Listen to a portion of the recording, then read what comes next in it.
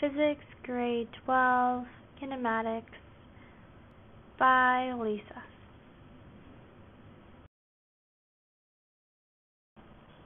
Okay, kinematics is basically the study of motion without considering the forces that produce them.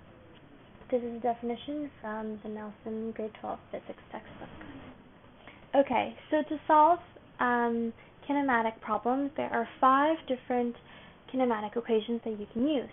The first one is delta Z equals to V2 plus V1 divided by 2 times delta T. The second one is V2 equals to V1 plus A times delta T. The third one is delta D equals to V1 times A times T plus 1 over 2 A times T squared. The fourth one is V2 squared equals to V1 squared plus 2 times A times D. And finally, delta D equals to V2 times delta T minus 1 over 2 A times delta T squared. So today, this video tutorial is going to be about the first equation, delta D equals to V2 plus V1 divided by 2 times delta T. And this equation is without acceleration. Okay, so now we're going to try a sample problem. An archer shoots an arrow and aims for the bullseye on the target.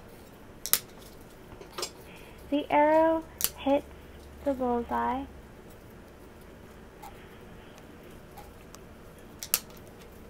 at an initial velocity of 50 meters per second east. The arrow comes to rest at 0.02 seconds. How far does the arrow penetrate into the target?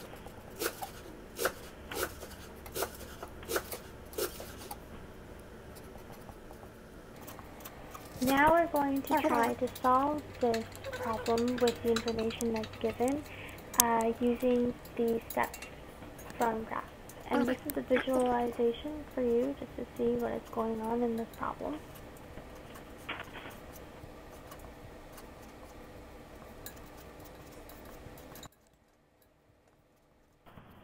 So what is given, first of all, is the initial velocity, which is 50 meters per second east. Next, the final velocity, which is 0 meters per second, and the time, which is 0.02 seconds.